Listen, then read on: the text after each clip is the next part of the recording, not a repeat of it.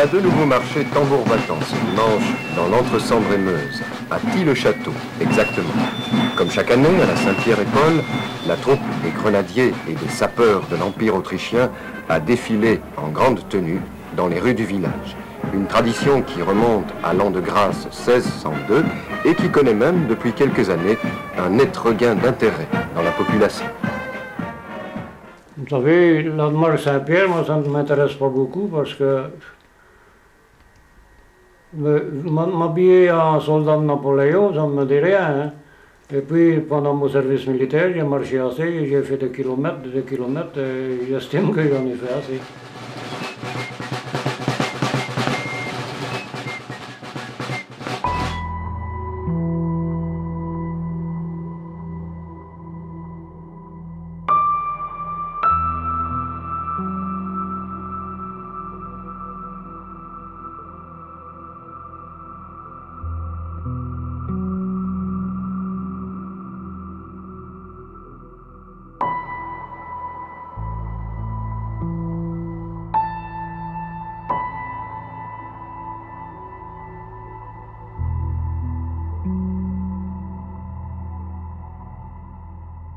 Je me suis renseigné d'après les photos que j'ai dans mon album là pour certaines choses du temps passé. Et ce que je regrette le plus, c'est de ne pas avoir interrogé mes parents. Mon grand-père par exemple, ma grand-mère, mon père bien sûr, de choses concernant ma famille.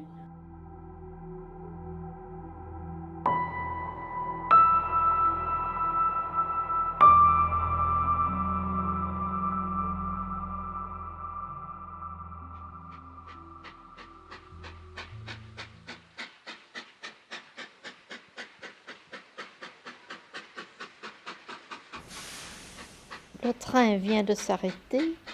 André ouvre la portière. Il maintient la portière ouverte et prie sa mère de monter.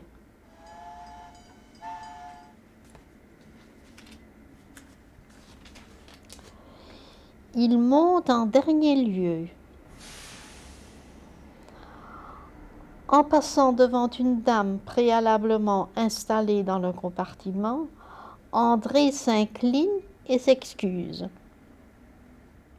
Dans ce cadre-là, il y avait une image, une vieille image qui était toute déteinte. Comme ça ne m'intéressait plus, je l'enlève.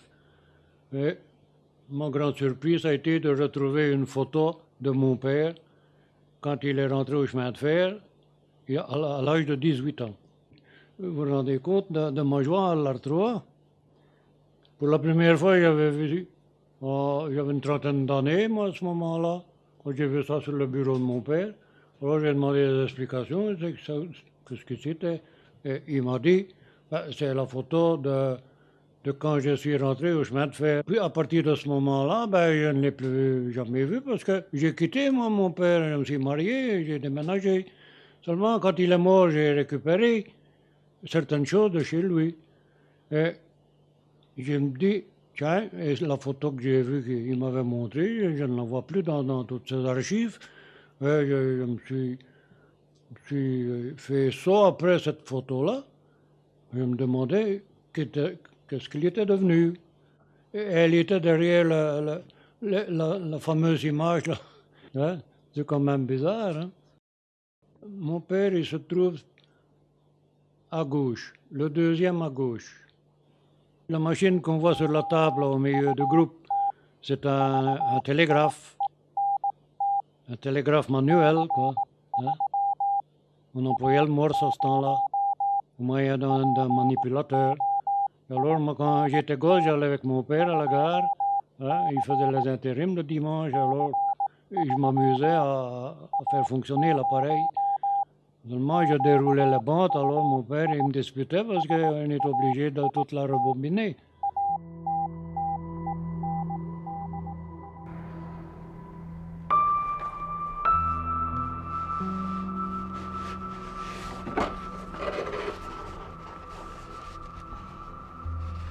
Il a passé des soirées, des nuits. Alors, je crois qu'il s'est détruit qui s'est détruit la santé. Par ses veilles, ses nuits à compulser des vieux documents, ça n'a pas arrangé les choses. Il allait s'en occuper quand il est tombé malade. Il a dû abandonner, naturellement. Il est décédé, il a dû abandonner, tout est resté là.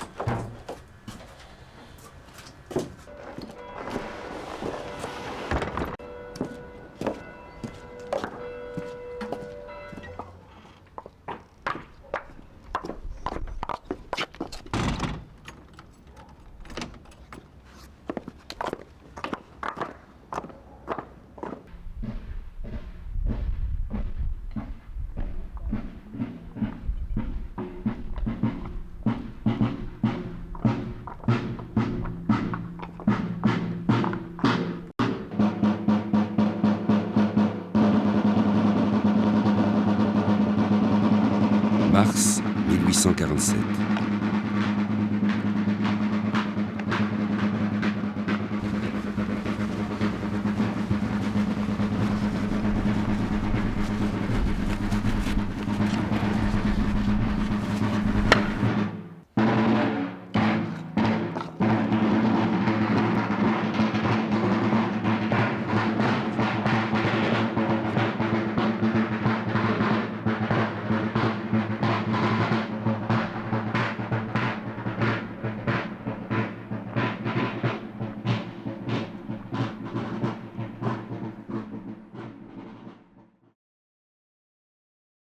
Mon mari étant peintre en bâtiment, devait se déplacer parfois au loin et il partait à Mertens, pris aux gourdines, donc travailler au loin, pousser son vélo. Il mettait sur son vélo son échelle, parfois une pièce de balaton qui pesait 100 kilos, un paquet de tapis sur son dos, les marmites à couleur sur son vélo, sa tartine dans sa poche, pour se déplacer une dizaine de kilomètres. Il partait pour sa journée, rentrait parfois très tard le soir. Et à Tulle-Château, quand c'était pour les fêtes de la Saint-Pierre, beaucoup de besogne pour repeindre les extérieurs.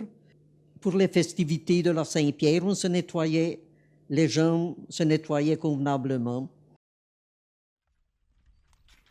Je suis venu ici à Tulle-Château.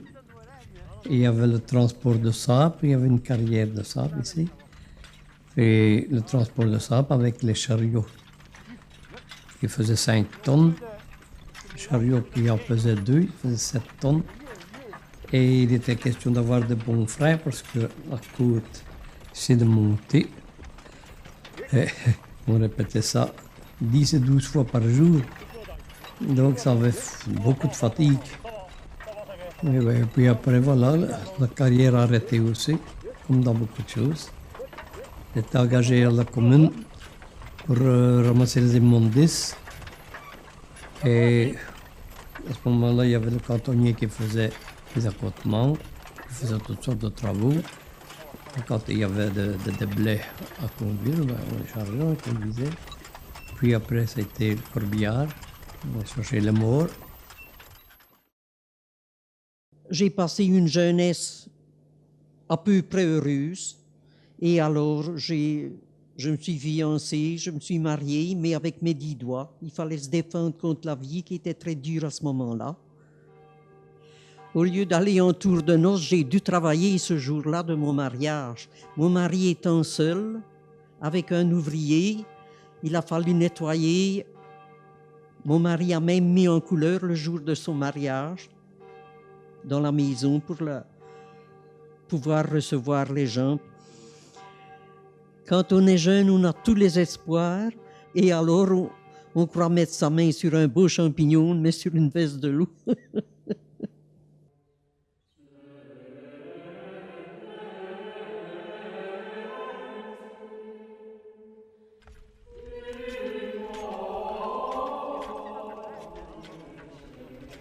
J'avais ici encore, avant tout ça, repris la ferme avec ma femme, mes beaux-parents. Donc on cultivait. C'était la moisson, la fenaison. Pour commencer, on faisait ça à la main. Puis pour le labourage, il y avait des terrains avec beaucoup de cailloux ici. Et là, il fallait toujours prendre des précautions. Il ne fallait pas question d'aller trop vite à certaines places. Sinon, le chariot repliait. C'était pas comme maintenant avec les socs qu'ils ont. Nous autres, il n'était pas question de ça. Si la charrue se repliait, ça c'était plus grave. Sinon, en prenant la main, on la relevait. Qu'est-ce qu'il ne fallait pas marcher au bout d'une journée, quand on avait travaillé le champ, ça ne dépend combien qu'on faisait. On ne savait pas souvent faire 1 hectare par jour avec les chevaux, il fallait y aller vite. Mars 1847. Mars 1847. La récolte a été mauvaise. Les gros fermiers stockent. Ils spéculent sur le prix du grain. La famine règne. Le 8 mars, hommes, femmes et enfants se rassemblent, drapeau noir et tambour en tête. Affamés, ils marchent sur les grosses fermes.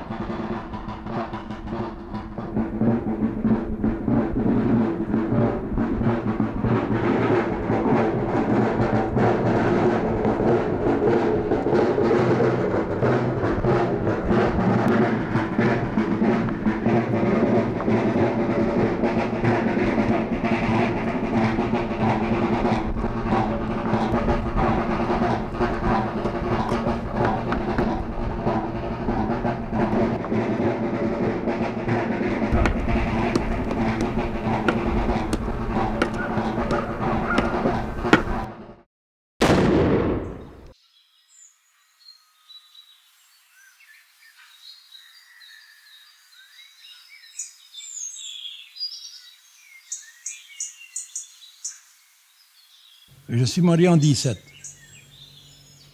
pendant la guerre, au mois de février 17. Je me suis marié donc pour la sauver de la situation parce que moi, je pouvais manger. J'avais à manger chez moi. Nous voilà mariés. En 19, elle a eu un enfant. Tout de suite, on est venu demander pour l'école, pour l'avoir d'un côté ou l'autre. Et tout le monde courait pour avoir les enfants. À l'école communale, on est venu lui dire ceci. Bertha, c'était ma femme Bertha, si vous voulez mettre vos filles à l'école avec nous, on va l'inscrire. Et elle est toute petite, elle va, sans aller à l'école, elle va avoir 2 oranges par semaine. 2 ou 3 oranges, je ne m'en rappelle plus. Et ma femme a décidé de la mettre à l'école communale. Et à partir d'alors, eh bien, j'ai eu le curé, qui était le curé Bonjean à ce temps-là, qui a commencé sa méchanceté, accompagné du directeur de l'usine. Et j'ai eu des menaces qu'on m'a mis à la porte. Ça m'a fait devenir délégué. Au point qu'un jour, le 1er mai, on a affiché que celui qui ne travaillait pas le 1er mai aurait une amende. Moi, je ne me suis pas occupé de ça. Je suis allé à la manifestation du 1er mai et quand je suis rentré à l'usine, j'ai été affiché un 5e d'amende. Tout cela m'a amené à être un révolté de la société. Un révolté du catholicisme. Je n'aimais pas ça parce que tous ces gens-là me tyrannisaient. M'ont ôté le pain de la bouche parce que j'étais délégué, quoi. Vous savez, c'est des choses qui vous révoltent au moment de fait. Mais vous comprenez bien que je vais avoir 89 ans le 8 janvier et que tout cela ne m'intéresse plus, n'est-ce pas?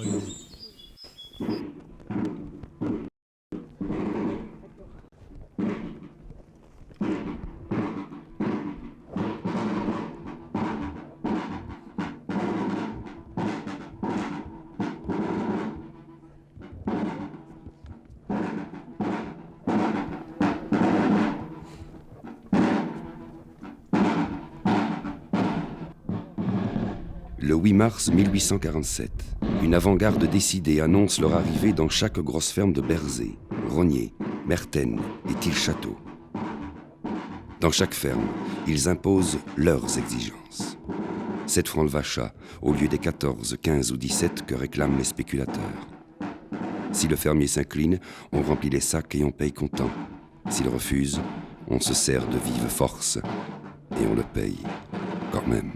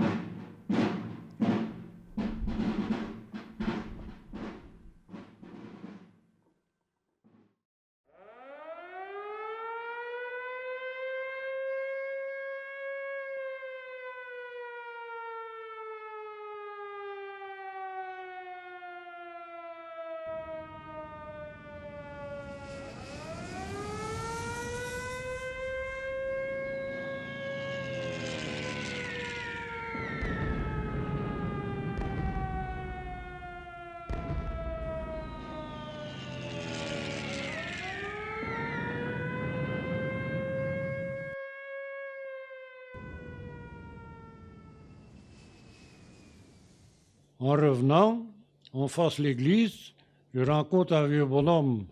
Et le matin même, il avait eu la toiture de sa maison incendiée. Hein? Et il était occupé à me raconter ce qui s'était passé. Quand j'ai entendu un bruit d'avion, et je me dis au vieux bonhomme, écoute Jules, hein, il est temps de se sauver parce que ça ne sent pas bon ici. Alors moi, je ne sais pas comment il a fait pour retourner, mais moi, je suis parti en 4e vitesse. J'étais peut-être à, mettons, 300 mètres de l'endroit où je me trouvais quand la bombe est tombée. Ça veut dire que si on était resté là, ben on était égouillés tous les deux. Il était 10 heures du soir et les avions tournaient toujours. Il y avait un convoi de munitions qui était venu se garer tout autour de l'église. Et à ce moment-là, on a entendu l'avion. Il a lâché une bombe vraiment sur le convoi près de l'église, hein, et tout a sauté. Hein. J'étais avec mon neveu dans la boucherie, entre le comptoir et le frigo. Nous étions debout, on ne bougeait pas puisqu'il faisait noir. Et à ce moment-là, nous nous sommes sauvés, juste à côté ici dans la prairie. Et là, nous sommes restés un moment, jusqu'au moment où il y a un soldat français qui est venu nous dire « Sauvez-vous, vous allez être touchés par les obus qui sautaient d'un côté et de l'autre. Hein. » Et nous nous sommes sauvés dans l'école, dans la cour, dans la cave de l'école des dames, qui est juste à côté ici. Nous sommes restés là jusqu'au moment où encore un soldat français est venu nous dire « La maison brûle à côté, il faut remonter, sauvez-vous. » Le soldat français a chargé mon neveu, a pris mon neveu sur le dos, parce qu'il ne savait pas marcher, il était blessé à la jambe, et il est parti avec du côté du centre. Oui. Et là-bas, moi j'ai suivi, mais quand je suis arrivé, Le gamin il était déjà dans l'ambulance et l'ambulance était partie. Alors moi, je suis resté là-bas. Je ne savais plus ce qu'il fallait que je fasse. J'étais vraiment seul là-bas. Il n'y avait plus personne dans le village. Tout le monde était sauvé, à part peut-être un ou deux qui étaient restés comme moi, là. Je suppose. Oui. Et oui. Alors, quand il y a eu un peu d'accalmie, j'ai repris ma course pour rentrer chez moi. Mais je suis arrivé à la maison et ma femme n'était pas là. Alors, je me suis enquis et je l'ai retrouvé chez le voisin. Et ils étaient dans la cave. Alors, on s'est installé le mieux qu'on a pu. Et puis, au moins 1 heure ou 2 heures après, je suis sorti. Et j'ai grimpé sur un mur, sur le mur de la clôture de la villa. Et à ce moment-là, j'ai vu le clocher de l'église qui flambait. Nous connaissions les sentiers et nous nous dirigeons vers notre village de Petit-Château avec un ami, Raymond Bell, et arrivé sur les hauteurs près du cimetière, je ne vois plus notre clocher. C'est encore avec une grande émotion que on ressent de revoir tout son village détruit, ses maisons, cette place, puis l'église, plus rien.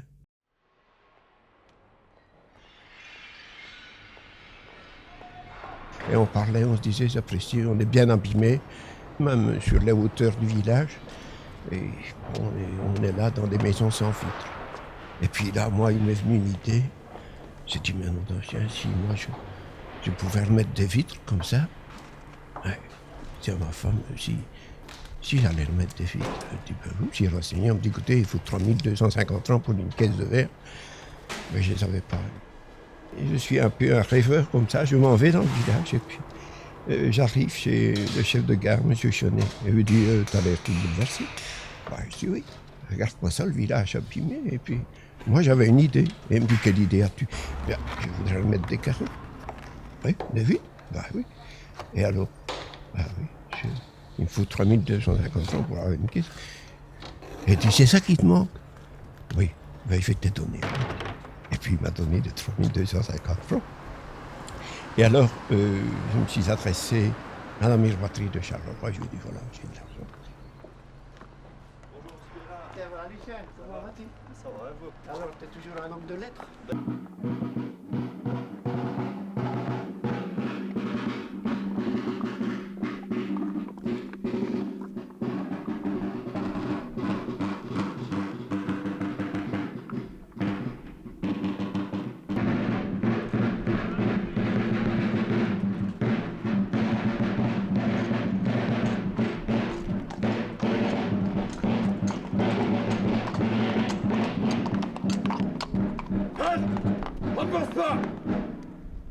Laisse-nous passer, gendarme!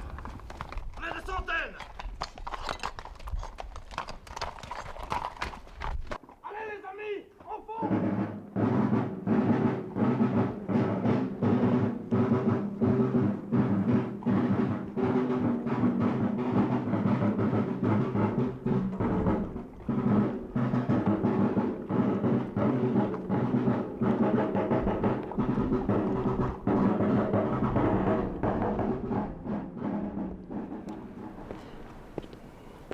À la guerre 14-18, il y avait des prisonniers russes qui travaillaient ici à l'usine.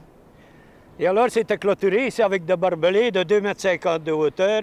Il y avait une cabane pour la sentinelle, était ici. Et à la sortie de l'usine, ils sortaient vers 5 heures. Nous, les gamins, on les attendait là-bas sur le pont. Et on allait avec une tartine, des autres avaient un rutabaga, des autres autre chose, des carottes et tout ça. On était une dizaine de gamins là-bas. On attendait avant de passer le pont. Et en échange, ils nous donnaient une bague qu'ils fabriquaient à l'usine avec du fil de cuivre qu'ils trouvaient dans l'usine. Et alors, tous les articles qu'ils découpaient avec leur couteau, ils fabriquaient des hommes et tout ça, et des serpentins, et comme on achète sur les Ducats et tout ça. Ça fait qu'on était contents d'avoir des jouets. Et nous, on leur offrait une bonne tartine, ils étaient contents aussi.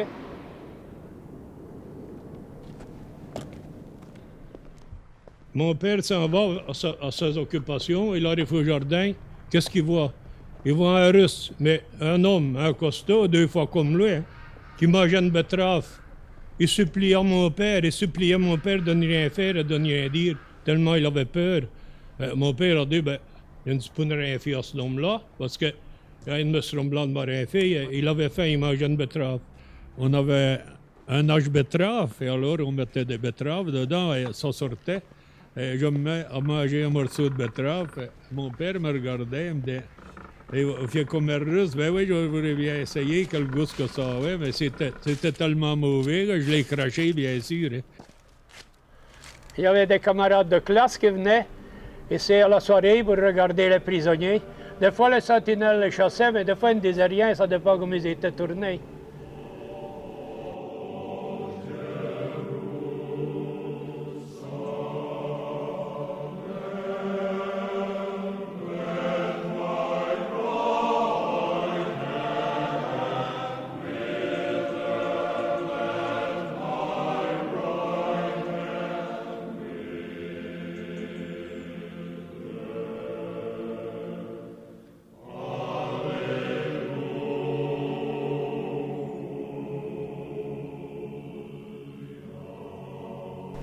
En 1914, je crois en 1915, dans un quai du Bure, une certaine main de nos maisons, du château Rosset, au moins 20 km.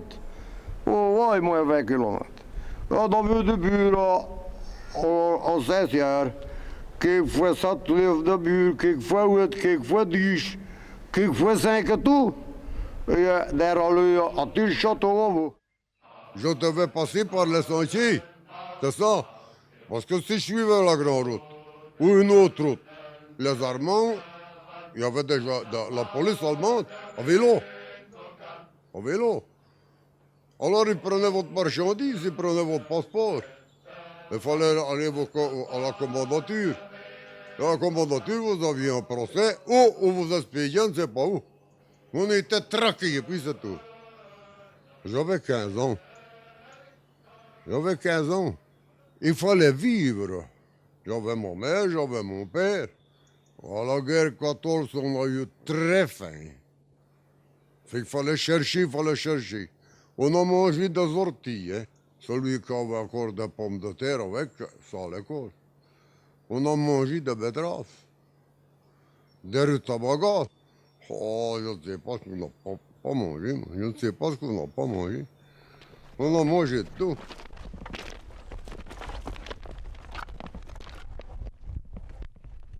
Donc il était décidé un sabotage, le train de 22h20 à Berzé.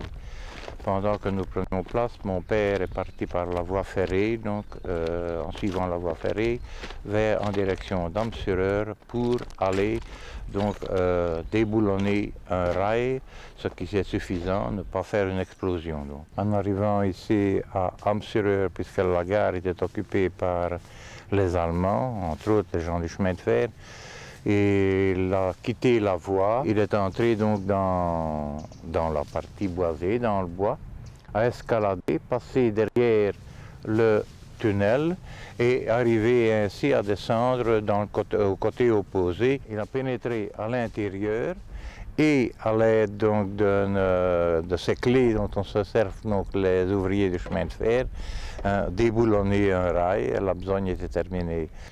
Il est revenu nous rejoindre à Berzé. Et c'est à ce moment que l'on dut arrêter le train. Il a dû monter au sémaphore pour en changer les feux et même préalablement mettre un pétard donc, sur le rail pour obliger fatalement le train, le machiniste de s'arrêter. C'est à ce moment-là que mon père est monté dedans, il a demandé et a dit au garde-convoi, Choufflet ou Bayonne-Parnin. Le train premier du 80, certainement, est entré dans le tunnel, donc provoquant le sabotage qui avait été prévu.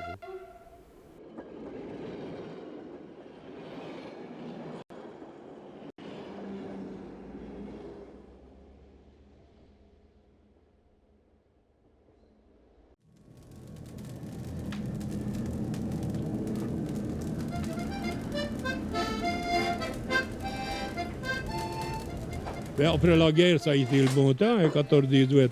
On cuisait de la tarte à la Ducasse toute la journée. Hein. Tout le monde venait cuire sa tarte. Le four était allumé à 7 h du matin, il allait jusqu'au soir. Ah oui, on aimait bien quand c'est le Ducasse, ça. Et on cuisait déjà le vendredi, hein, et le samedi, hein, 2 jours des fois. Hein. Ah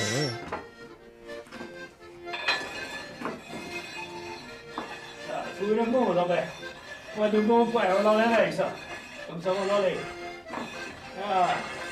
Le blanc, c'est toujours ce qu'il faut. Allez, Marie, venez voir la fournir en ouvert, parce que on est remis tout seul, là, ça c'est. Allez, ça va bien.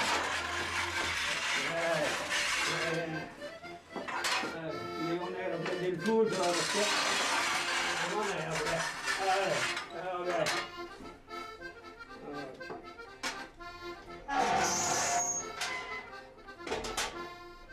À la Ducasse, quand j'étais gamin après la guerre, après la guerre, 14-18, on faisait beaucoup de tartes. Et on arrivait des fois avec 25-30 tartes à cuire. Hein. Et tous les gens du quartier venaient cuire leurs tartes. Hein. Et nous, les gamins, on attrapait une tarte, on allait le manger au jardin. Après, à la guerre 40 ici, on ne s'est plus occupé des fours. Chacun avait son petit four. C'est plus la même mentalité qu'à ce moment-là.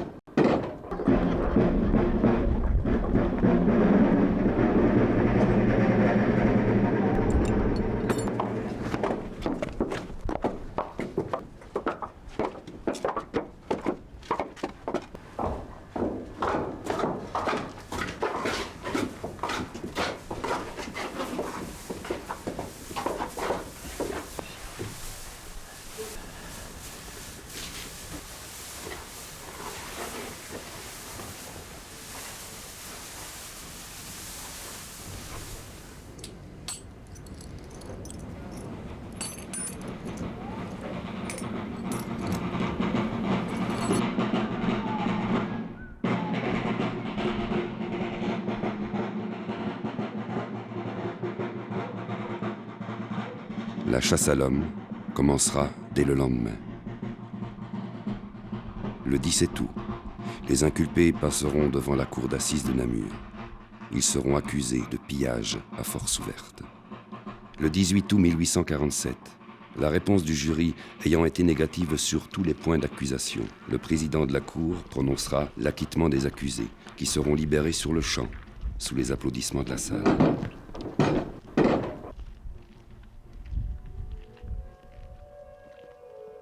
À travers l'oubli, ils sont venus jusqu'à nous. On les appelait les Catulas.